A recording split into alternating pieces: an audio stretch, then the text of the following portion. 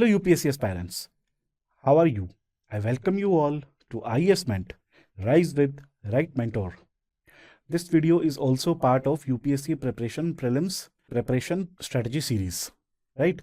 And in this video, we are going to discuss the types of questions that UPSC asks in prelims GS paper, because it becomes very much important to understand what type of questions UPSC do frame for prelims examination out of the topics that we study. Here we will discuss the 10 types of questions that UPSC is asking regularly in prelims GS paper, right? So let us see कि ये कौन कौन से वो topics हैं. देखिए, first is conceptual clarity over factual knowledge. Means here the focus is on understanding.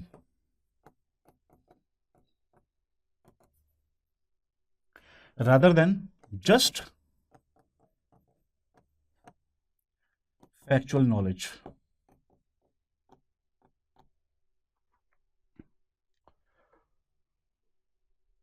By the way, मैं आपको एक चीज बता दूं कि अभी तक हमने जो भी स्मार्ट टेक्निक्स पढ़ी हैं जीएस पेपर को सॉल्व करने वाली, वेबसाइट पे 2024 का पेपर पूरा का पूरा हमने अपलोड कर दिया है, जिसके अंदर हर एक क्वेश्चन के अंदर टेक्निक को अप्लाई कर कर बताया गया है. अगर उसके ऊपर वीडियो बनाने जाएंगे, देयर आर 100 क्वेश्चंस, तो 100 क्वेश्चंस की वीडियो बनाते बनाते तो बहुत लंबी वीडियो हो जाएगी, तो उसकी वीडियो पॉसिबल नहीं है. तो बेटर है कि आप खुद वेबसाइट पे जाएं और जाके वहां पे देख लें कि किस तरीके से जो हमने 8 स्मार्ट टेक्निक्स पढ़ी थी वो कैसे क्वेश्चंस में अप्लाई होती हैं और उनसे किस तरीके से क्वेश्चंस बन रहे हैं. ठीक है, तो आप प्लीज जाइए वेबसाइट पे और वहां से उसको क्रॉस वेरीफाई भी कर लीजिए. तो हम इस टॉपिक पे आते हैं. First is conceptual clarity over factual knowledge, right. Second is analytical and applied questions. Means whatever understanding you have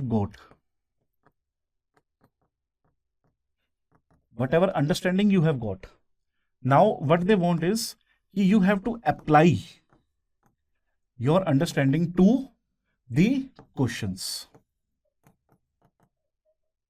ठीक है. Third is interdisciplinary approach. Means in questions UPSC try to bring various disciplines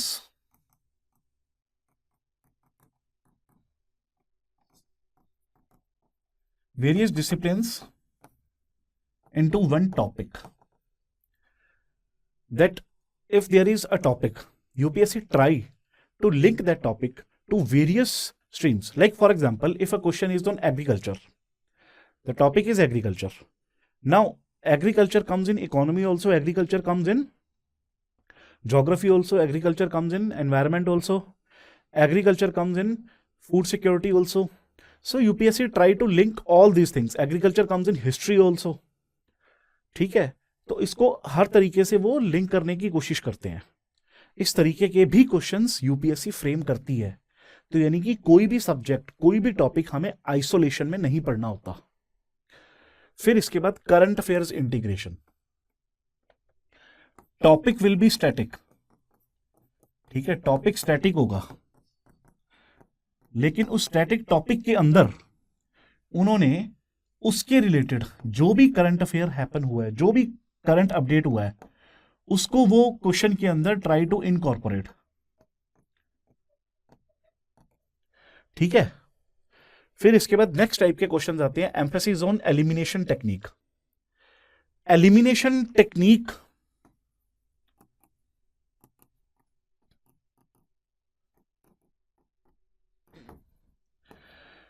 is something through which this examination is not possible. Now, why UPSC is very much keen of elimination technique is because the elimination technique judges the aptitude of the candidate. It judges the decision-making power of the candidate. So that's why elimination technique is very much important for this exam. Next is balanced mix of easy and difficult questions. Easy और difficult questions का एक balanced mix होता है। इसके बारे में आपको बहुत अच्छे से डिटेल में समझ आएगा 40-40-20 वाली जो वीडियो है, आप प्लीज उसे देखिए। वहां आपको इस चीज के बारे में बहुत अच्छे से समझ में आएगा और वहां से आपको स्ट्रेटजी कैसे बनानी है वो भी समझ में आएगी। इसके बाद tricky and trap questions. UPSC do frame questions which trap the candidates.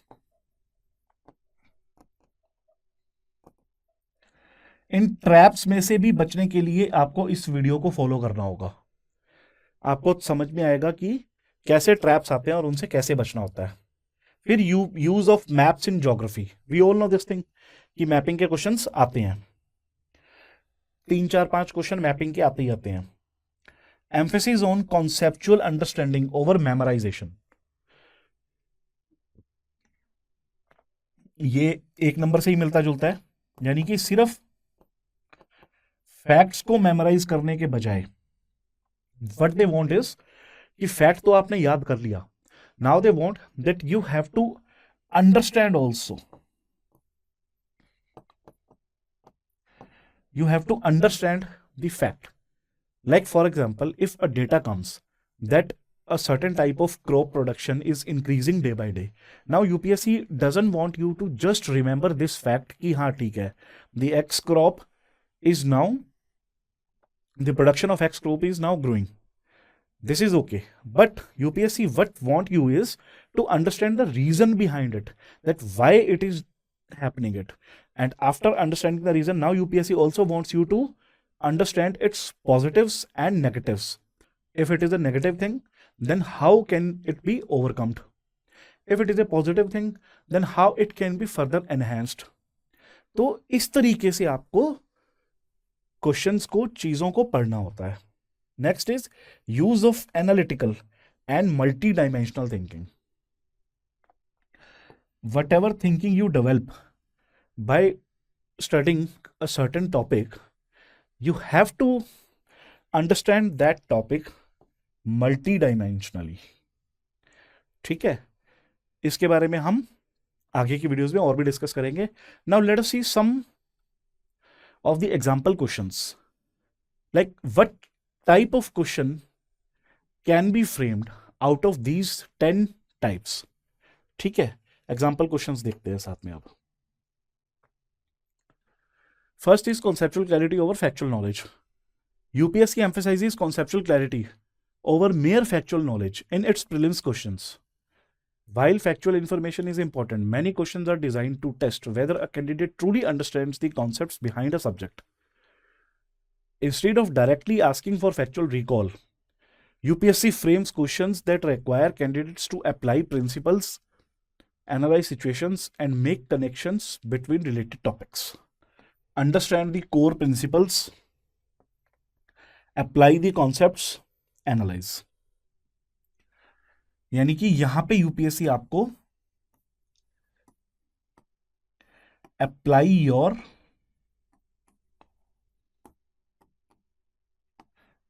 your knowledge. Here UPSC is working on apply your knowledge. ठीक है, देखते हैं। The question is about GST. GST is a destination based indirect tax.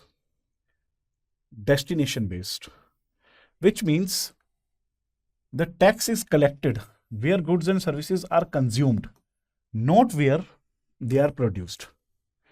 Second is, under the GST regime, both center and state have the power to simultaneously tax the same transaction, but they collect GST separately. ठीक है, अब यहां पे देखो, अब यहां पे they want you to understand the GST regime properly, like how GST is applied, how GST is different from its previous versions. ठीक है, कि GST में ऐसा क्या है। अब ये हम सब जानते हैं कि GST is a destination base and it is an indirect tax also. We all know this thing. So this statement becomes right. Under GST regime, center state both apply tax and collect separately. Yes, we all know this thing. So the answer will be C. Answer options में कुछ गड़बड़ है. Answer will be A, 1 and 2. Next, preamble of the Indian Constitution. See, preamble is not an integral part of the Constitution and cannot be amended. Now here in this statement, UPSC wants you to understand that preamble is the part of Constitution or not. ठीक है, preamble जो है वो एक page का है, उस एक पेज के ऊपर कॉन्स्टिट्यूशन की इंट्रोडक्शन लिखी हुई है. UPSC wants you to understand this thing कि प्रियम्बल कॉन्स्टिट्यूशन का पार्ट है या नहीं.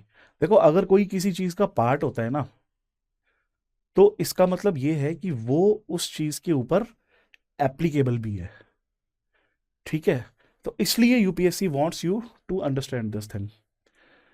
Second is preamble outlines the objectives of the constitution such as justice, liberty and equality. Preamble does not impose an enforceable legal obligation on the state or individual. In one question itself, UPSC ने आपसे preamble की relevance के बारे में भी पूछ लिया, preamble के अंदर क्या लिखा हुआ है वो भी पूछ लिया, और इसकी applicability के बारे में भी पूछ लिया. applicability वाली in the sense इसकी justiceability, कि इसको कोर्ट में लेके जा सकते हैं या नहीं. सपोज गवर्नमेंट अगर प्रियम्बल के अकॉर्डिंग कुछ नहीं कर रही तो क्या हम इसको कोर्ट में लेके जा सकते हैं क्या? ठीक है, तो ये तीनों चीजें ही यूपीएससी ने आपसे पूछ ली. Now since it is N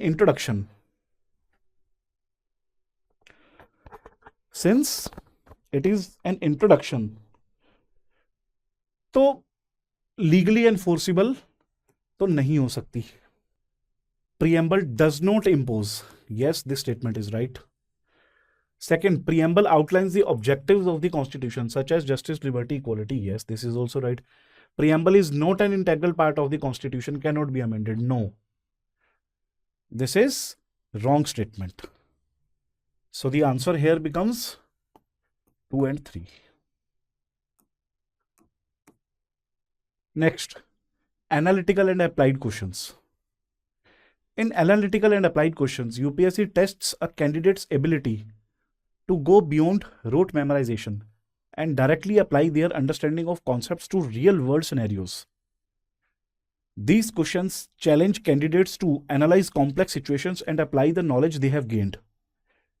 Interpret how a concept or policy works in practice, not just in theory. Integrate knowledge from multiple disciplines to answer questions that may require an understanding of the cause-effect relation or policy outcomes. देखो, सबसे पहले they want you to analyze complex situations. Now they want you to interpret that how policy works in practice, not just in theory. फिर integrate knowledge from multiple disciplines to answer the questions that may require an understanding of the cause-effect relationship or policy outcomes. देखो, multidisciplinary approach क्यों पढ़नी है? क्योंकि हमें सबसे important क्या होता है, कॉज इफेक्ट रिलेशनशिप को अंडरस्टैंड करना होता है. अगर कोई चीज इकोनॉमी में हो रही है तो क्या उसके पीछे कहीं कुछ ऐसा तो नहीं हो रहा कि जो ज्योग्राफी सब्जेक्ट में कहीं कुछ हो रहा हो जिसकी वजह से इकोनॉमी में कुछ ऐसा हो रहा हो. तो यानी कि they want you to understand the cause effect relationship. Cause effect relationship को समझने के लिए मल्टीडिसिप्लिनरी अप्रोच होनी बहुत जरूरी है. These questions are more difficult, but they require candidates to apply theoretical knowledge to specific contexts, understand multiple perspectives, and link concepts across subjects such as economics, polity, governance, environment. By the way, मैं आपको बता दूं कि ये भी सारी जितनी भी पीपीटी है, ये जितना इंफॉर्मेशन है, ये सब की सब each and everything is available on website. The 8 techniques that we had done earlier, that is also available on the website in full detail. ठीक है, जहां पे क्वेश्चन को भी प्रॉपर पूरे डिटेल तरीके से समझाया गया है कि इसमें ये टेक्निक कैसे अप्लाई हो रही है और कैसे इसको सॉल्व किया गया है. Each and everything we are discussing in this series is available on website. ठीक है, तो आप वहां पे जाके इस चीज को अच्छे से कर सकते हैं, रिवाइज कर सकते हैं. वहां पे अगर आपको कुछ भी इसमें से रिवाइज कर रहा हूं तो। अब देखते हैं, with reference to India's climate policies and energy security, consider the following statements. Increasing the share of renewable energy in India's electricity mix will improve energy security, but may lead to short-term grid instability. मतलब अगर हम renewable energy का share बढ़ाते हैं India की electricity supply, electricity mix में, तो ये हमारी एनर्जी सिक्योरिटी तो इंप्रूव करेगा, लेकिन उसके साथ साथ शॉर्ट टर्म ग्रिड इंस्टेबिलिटी भी हो जाएगी। ठीक है, ये इसके अंदर कहने की कोशिश कर रहा है, जो कि बात बिल्कुल सही लग रही है। इंडियाज डिपेंडेंस ऑन कोल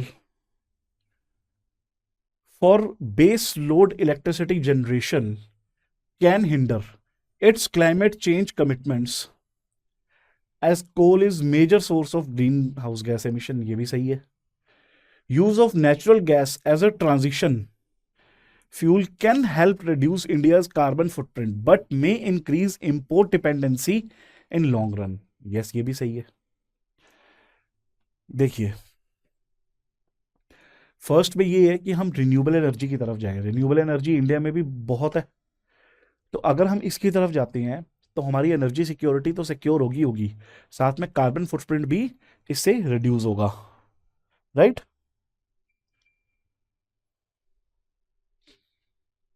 तो फर्स्ट स्टेटमेंट ऐसे एनालिटिकल है, ऐसे सही हो जाएगी।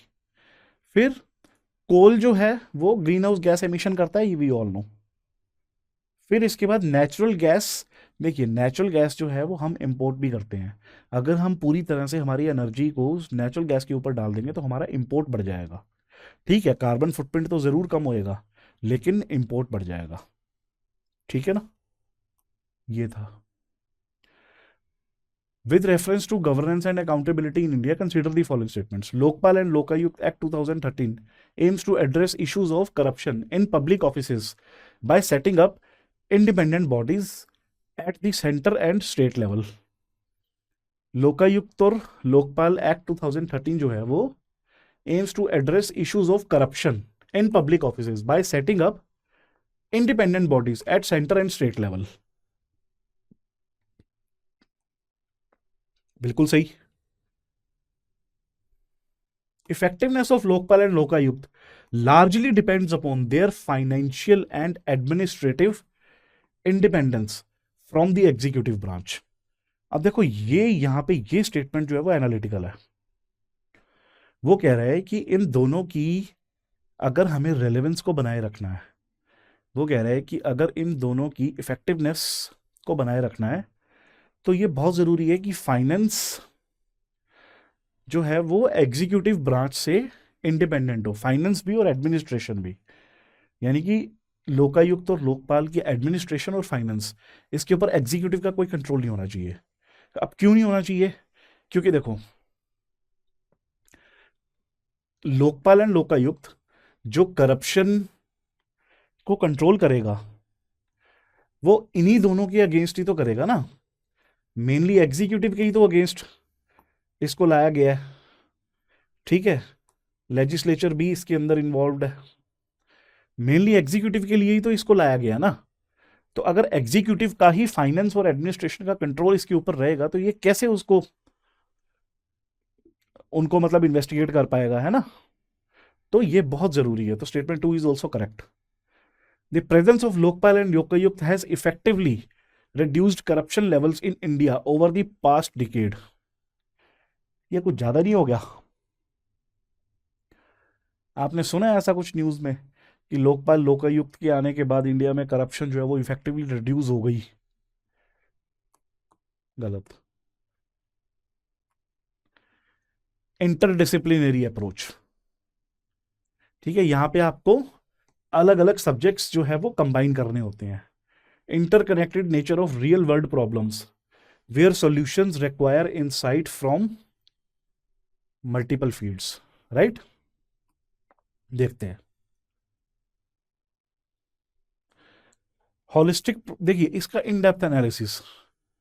Holistic problem solving, many real world problems require holistic solutions. That draw from multiple disciplines. देखिए, रियल वर्ल्ड में जो प्रॉब्लम्स होती हैं वो किसी एक सब्जेक्ट पे डिपेंडेंट नहीं होती, उसमें मल्टीपल सब्जेक्ट्स इन्वॉल्व होते हैं। तो इसीलिए इंटरडिसिप्लिनरी अप्रोच जो है वो बहुत ज़रूरी है। फिर इसके बाद अंडरस्टैंडिंग कॉम्प्लेक्स इंटरेक्शंस, ये भी हम समझ सकते हैं कि जो वर्ल्ड के जो चैलेंजेस हैं वो हमें अलग अलग सब्जेक्ट्स को एक साथ पढ़ के उनको एक साथ कंबाइन करके ही आएंगे, सिलोज में पढ़ने से नहीं होगा। Multi disciplinary knowledge,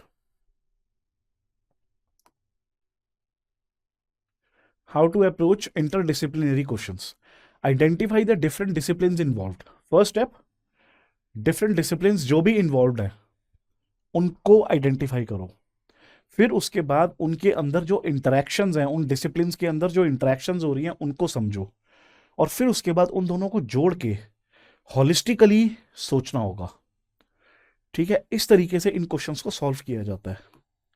now, India's water policy and climate change के ऊपर क्वेश्चन है। India's increasing reliance on ground water for irrigation has led to unsustainable water use.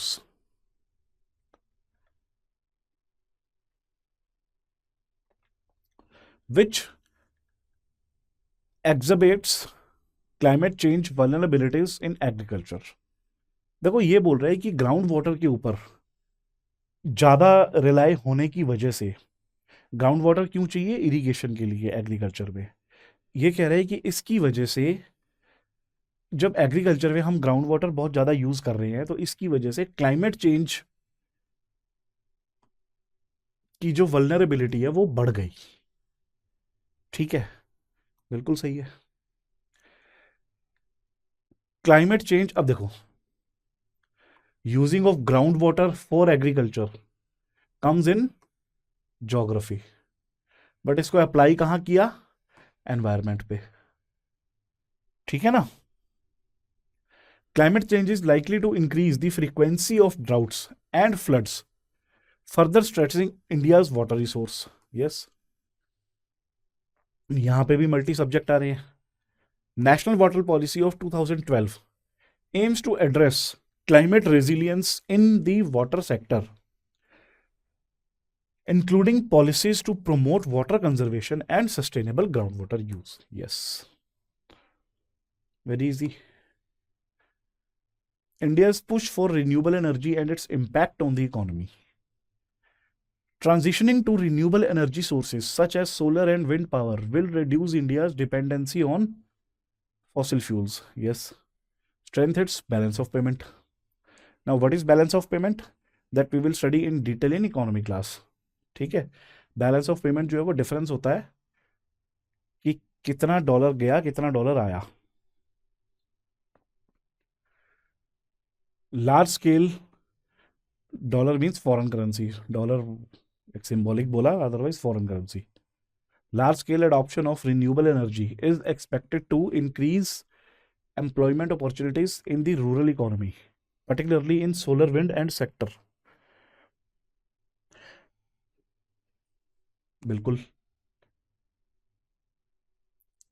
क्योंकि रूरल एरिया में क्यों, बिकॉज सोलर और विंड के जितने भी आप प्लांट लगाओगे इनको रूरल एरियाज में ही तो लगाओगे ना, क्योंकि शहर में तो जगह ही नहीं है, और शहर में जो लैंड है हम उसको सोलर प्लांट लगा के वेस्ट नहीं कर सकते। इसको सोलर प्लांट को तो वहां भी लगाया जा सकता है विच लैंड इज नॉट यूजफुल, तो या फिर इसको वहां लगाया जा सकता है जहां पे पॉपुलेशन नहीं है, जो लैंड ज़्यादा काम की नहीं है, तो ऐसी लैंड रूरल एरियाज के आसपास जनरली मिल जाती है। While renewable energy contributes to reduce carbon emission, renewable energy से कार्बन एमिशन तो होगा, तो कम होगा। It also poses challenge related to land acquisition and environment degradation in fragile ecosystem. Yes, अब देखो ये कितनी इंपॉर्टेंट स्टेटमेंट है। यहाँ पे कह रहे हैं कि रिन्यूएबल एनर्जी जो है वो उससे कार्बन फुटप्रिंट तो डेफिनेटली कम होगा, लेकिन इसके साथ साथ कुछ प्रॉब्लम्स भी आएंगी। प्रॉब्लम्स क्या आएंगी, जैसे लैंड एक्विजिशन की, ठीक है, लैंड एक्विजिशन की प्रॉब्लम आएगी, environment degradation in fragile ecosystems आएगी, भाई अब जैसे विंड पावर लगाना है, अब विंड मिल्स लगानी है, ठीक है। अब मान लो विंड मिल्स आपने ऐसी जगह पे लगा दी जहां पे बर्ड्स बहुत है, तो क्या होगा? जब ये चलेगी तो बर्ड्स को खतरा है कि नहीं है? फिर है तो रिन्यूएबल एनर्जी, लेकिन कहीं ना कहीं चैलेंज भी पोज कर रही है। फिर सपोज सोलर पावर प्लांट लगाना है, तो सोलर पावर प्लांट को लगाने के लिए लैंड तो चाहिए ना, तो इसलिए वहां पे लैंड एक्विजिशन का भी इशू आ सकता है। ठीक है। Next, current affairs integration. Current affair integration ये हम सब समझते ही हैं, तो फटाफट इसके क्वेश्चंस देख लेते हैं। इंडो पैसिफिक इकोनॉमिक फ्रेमवर्क के ऊपर क्वेश्चन है। Recently discussed in global forums, consider the following statements. Indo-Pacific Economic Forum aims to strengthen trade and investment ties between India and other nations in the Indo-Pacific region, focusing on digital economy, supply chain, clean energy. अब देखो नाम से ही समझ में आ रहा है, Indo Pacific यानी कि countries of Pacific ocean and India itself. इसके अंदर जो भी होगा इंडिया और पैसिफिक ओशियंस के बीच में होगा। ठीक है। अब अगर कोई भी फ्रेमवर्क बनता है, कोई भी इकोनॉमिक फ्रेमवर्क बनता है, तो वो डेफिनेटली इकोनॉमिक टाइज को एनहेंस करने के लिए बनता है, जिसके अंदर focusing on digital economy, supply chain, clean energy. Yes, बिल्कुल। India has signed all the pillars of IPEF, committing to deep trade and economic partnership across sectors. अब सपोज मुझे नहीं पता इस ऑप्शन के बारे में कि इंडिया ने सारे इसके पिलर साइन करे हैं या नहीं करे, मुझे नहीं पता। इसको हम सोचेंगे कैसे, कैसे हम इसके राइट आंसर पे आ सकते हैं। देखो आप एक चीज सोचो, इसमें लिखा है ऑल द पिलर्स। अब कोई ना कोई पिलर तो ऐसा होगा ना जो इंडिया को भी नुकसान पहुंचा सकता है। भाई आफ्टर ऑल हमें हमारा बैलेंस ऑफ पेमेंट भी तो देखना है ना। आफ्टर ऑल हमें हमारा डेफिसिट भी तो देखना है। ऐसा थोड़ी है कि हम हर चीज साइन कर देंगे कि आप अपने सस्ते प्रोडक्ट्स भी जो है वो इंडिया में डंप करने शुरू कर दो। तो इट माइट बी पॉसिबल कि हमने हर चीज को साइन ना किया हो, तो ये गलत कर दूंगा मैं स्टेटमेंट को। IPEF is considered as part of Quad security dialogue groupings economic strategy in the Indo Pacific region. ये हमें पता होना चाहिए बाय नॉलेज। ठीक है। प्रधानमंत्री गरीब कल्याण अन्न योजना, PMGKY। PMGKY provides additional free food grains to eligible families under the National Food Security Act 2013. Yes. The scheme was introduced to address food security concerns arising from income losses and disruptions in the supply chain during the pandemic. Yes. जो 5 kg वाला ration जो 81.5 crore people को दिया जाता है out of 140 crore. The scheme is now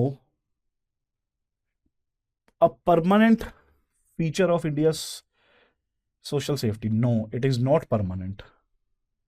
scheme Covid में आई थी, फिर इसको एक्सटेंड की गया, और अभी स्कीम को शायद 2029 तक या 29 तक कुछ एक्सटेंड किया गया। ठीक है ना। तो third option will become wrong. Right answer is 1 and 2।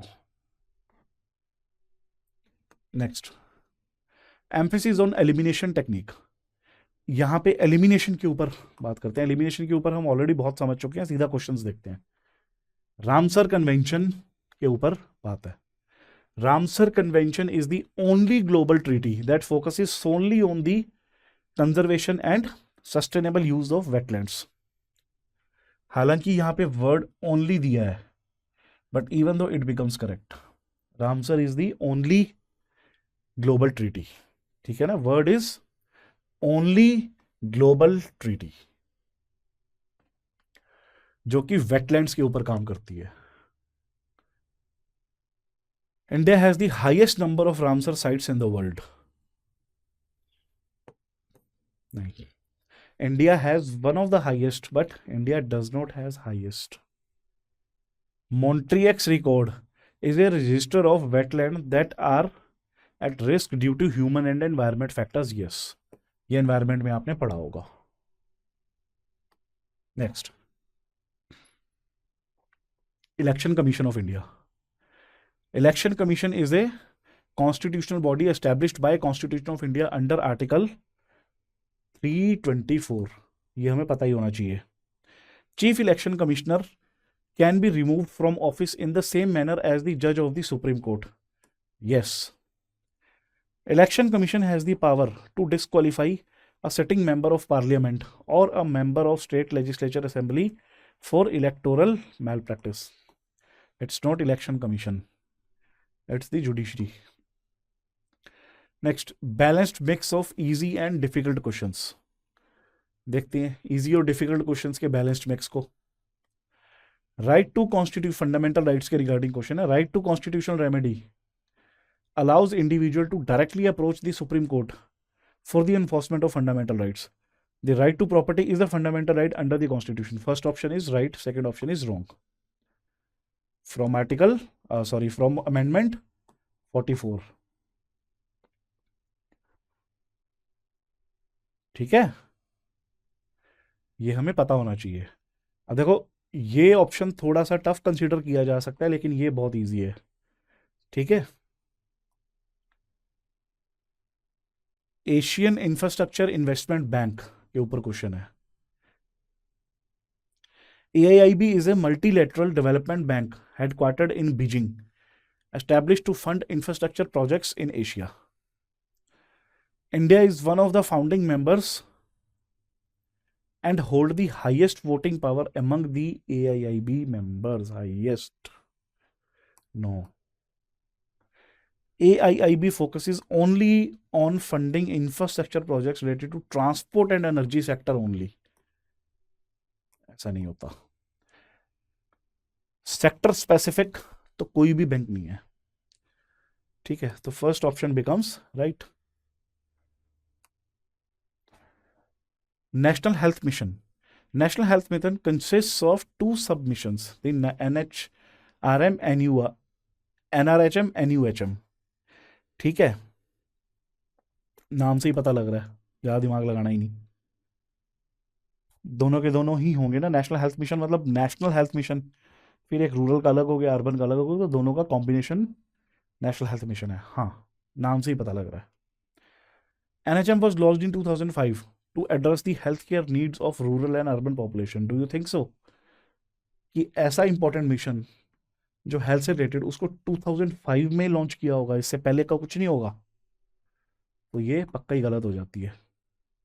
भाई ऐसा थोड़ी है कि हेल्थ जैसी इंपॉर्टेंट चीज जो है वो 2005 में आई, इससे पहले क्या हो रहा था फिर, है ना। तो इस तरीके से ये ऑप्शन गलत हो जाता है। NHM has a specific focus on maternal and child health care as well as the control of communicable diseases. Yes. Tricky and trap questions. अब इसके क्वेश्चंस देखते हैं। फिस्कल पॉलिसी के ऊपर है। Fiscal deficit is the difference between total revenue and total expenditure of the government excluding borrowings. ठीक है, यानी कि इसको आप ऐसे लिखा करो, इनकम माइनस एक्सपेंडिचर। ये क्या बन जाएगा, अगर सपोज इनकम है 100 रुपए, एक्सपेंडिचर है 110 रुपए, तो यहां पे क्या आ जाएगा, -10। It means this is loss. Loss means economics में हम इसको क्या बोलते हैं, इकोनॉमी में हम इसको क्या बोलते हैं, डेफिसिट। ठीक है ना। तो डेफिसिट तो हम यहां से फाइंड आउट कर रहे हैं, इसलिए फर्स्ट स्टेटमेंट सही हो जाती है। भाई डेफिसिट हम यहां से फाइंड आउट कर रहे हैं, तो एक्सक्लूडिंग डेफिसिट, यस, ठीक है, डेफिसिट को ही तो फाइंड आउट करना है। भाई जिसको फाइंड आउट करना है तो वो तो पहले एक्सक्लूड ही होगा ना, उसी को तो बाद में आइडेंटिफाई करेंगे हम, ठीक है ना। Revenue deficit occurs when the governments total revenue receipts fall short of the total revenue expenditure. यानी कि जो रेवेन्यू डेफिसिट होता है, देखो यहां पे ना डेफिनेशंस हैं, ये कई तरह के डेफिसिट्स होते हैं। यहां पे रेवेन्यू डेफिसिट के बारे में पूछा है, तो रेवेन्यू डेफिसिट क्या होता है? रेवेन्यू डेफिसिट गवर्नमेंट का इनकम, टोटल इनकम, ठीक है, जिसको हम बोलते हैं रेवेन्यू, माइनस एक्सपेंडिचर, जिसको हम एक्सपेंडिचर ही बोलते हैं। जब इन दोनों में डिफरेंस आ जाए, यानी कि जब इनकम कम है और एक्सपेंडिचर ज्यादा है, means there is a deficit, तो उसको बोलेंगे रेवेन्यू डेफिसिट, ठीक है। देखो रेवेन्यू और कैपिटल क्या होता है? कैपिटल होता है, कैपिटल इनकम या कैपिटल रिसीट्स या कैपिटल एक्सपेंडिचर, वो एक्सपेंडिचर होता है which is done on capital goods, यानी कि वो गुड्स जो संपत्ति हैं, यानी कि जिनके ऊपर आज पैसा खर्च करेंगे तो वो हमेशा रहेंगे। एग्जाम्पल पुल बना दिया, पुल इज अ कैपिटल, ठीक है। कैपिटल मींस, कैपिटल उस चीज को बोला जाता है जिस पे आप इन्वेस्ट करते हो और वो इन्वेस्टमेंट उस चीज पे, और वो चीज फिर आपको बदले में कमा कर देती है, उसको बोलते हैं कैपिटल। तो कैपिटल गुड्स क्या हो गए? वो गुड्स जो हमें कमा कर देंगे। एग्जाम्पल, हमने कोई लैंड खरीद ली, कोई फैक्ट्री लगा ली, ठीक है, तो गवर्नमेंट क्या करती है? कोई इंडस्ट्री लगाती है, कोई रोड बनाती है, कोई पुल बनाती है, ठीक है, ये सब। तो ये कैपिटल एक्सपेंडिचर और कैपिटल उसमें आएगा। रेवेन्यू क्या होता है? रेवेन्यू मींस जो गवर्नमेंट के डे टू डे एक्सपेंसेस हैं,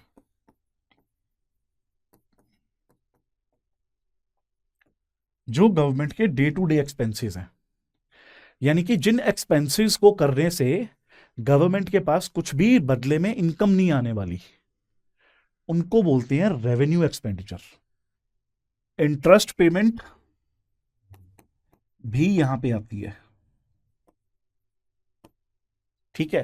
तो revenue deficit obviously total revenue expenditure minus, sorry, total revenue income minus total revenue expenditure, means total revenue receipts, receipts यानी कि जो आना, जो आ रहा है, income, total revenue receipts minus total revenue expenditure, expenditure means जो गया, जो खर्च कर दिया, ठीक है ना। Next, finance commission of India recommends the rate at which fiscal deficit should be maintained by the central government. अब ये काम फाइनेंस कमीशन का थोड़ी है, किसका काम है ये काम है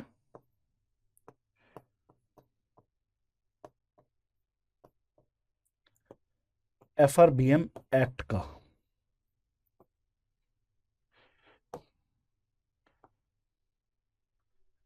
ठीक है। तो थर्ड ऑप्शन गलत हो गया, statement 1 and 2 are correct, answer is 1 and 2। Next question, consider the following statement regarding forest cover in India. The total forest cover in India has consistently increased in past decade. Consistently increased, गलत।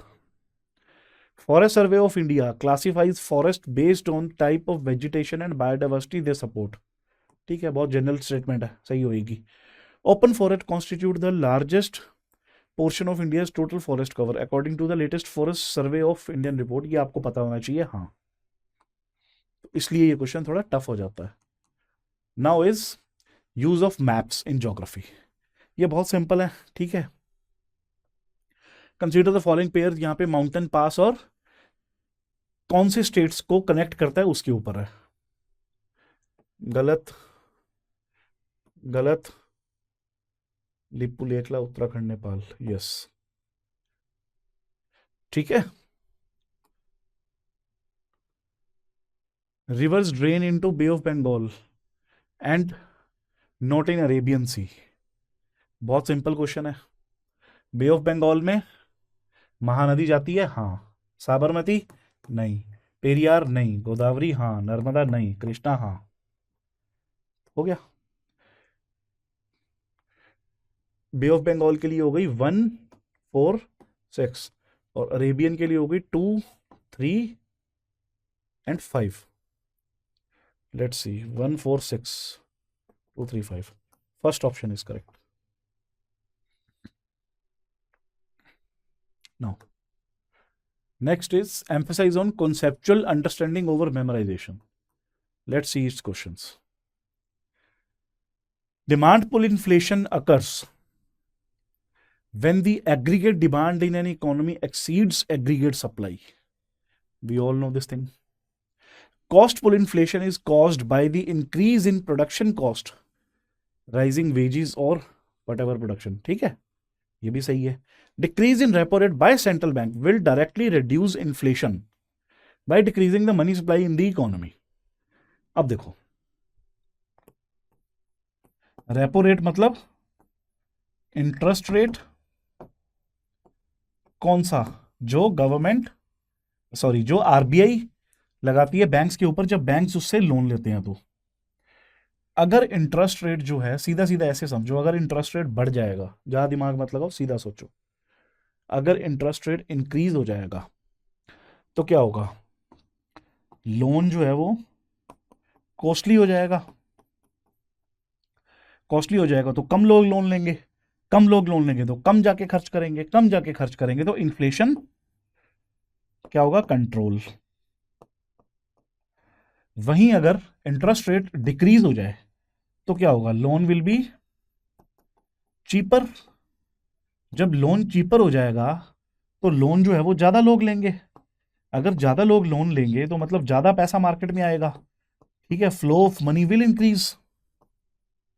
ज्यादा खरीदारी करेंगे, ज्यादा demand करेंगे तो inflation जो है वो इससे क्या होगा, इंक्रीज होएगा। अब स्टेटमेंट देखो, डिक्रीज इन रेपो रेट, यानी कि ये वाला scenario, decrease in repo rate से क्या हो रहा है, इन्फ्लेशन बढ़ रहा है। देखते हैं, विल डायरेक्टली रिड्यूस इन्फ्लेशन। ओ हमने क्या देखा, इन्फ्लेशन इंक्रीज हो रहा है, लेकिन यहां पे क्या लिखा है, रिड्यूस, तो ये स्टेटमेंट गलत, आगे पढ़ने की जरूरत ही नहीं। Next, consider the following statements regarding the basic structure doctrine of the Indian Constitution. Basic structure doctrine. Basic structure of the Constitution cannot be the basic structure of the Constitution cannot be amended by Parliament under Article 368. Kesavananda Bharati case 1973, वहां पे इसके ऊपर decision था कि parliament according to article 368 can amend any part of the constitution but without disturbing the basic structure of the constitution. अब basic structure नाम की कोई चीज एज सच कॉन्स्टिट्यूशन में मेंशन नहीं है। The basic structure is defined by Supreme Court with time to time, ठीक है ना। तो उन्होंने ये बोला कि बेसिक स्ट्रक्चर को आप हार्म नहीं कर सकते, उसके अलावा जो अमेंड करना है करो। Basic structure of constitution can not be amended by parliament under article 368, yes. The concept of basic structure was first introduced in Keshwanand Bharti case, yes. Fundamental rights are excluded from the purview of basic structure, no. Fundamental rights are part of the basic structure, ठीक है। तो ये conceptual understanding के ऊपर question था पूरा का पूरा। Now analytical and multi dimensional thinking, let's see. Green bonds are issued exclusively by governments to raise funds for environmentally sustainable projects, no. India's first sovereign gold green bond was issued in 2022, focusing on renewable energy and clean transportation projects. ठीक है, ये पता होना चाहिए. Issuance of green bond help in addressing both the financial needs of sustainable development and challenges posed by climate change. हाँ, बिल्कुल सही है. नेक्स्ट, कलेक्टिव रिस्पॉन्सिबिलिटी के ऊपर. Collective responsibility ensures that all the members of the Council of Ministers must agree on every decision taken by the cabinet. मतलब collective responsibility जो है, इसमें ये कहना चाह रहा है कि वो इंश्योर करती है कि जितने भी काउंसिल ऑफ मिनिस्टर्स के मेंबर हैं, ये सभी एग्री होनी चाहिए on every decision taken by the cabinet. Practically it is not possible. In case of no confidence motion passed in Lok Sabha, entire COM is required to resign. Yes.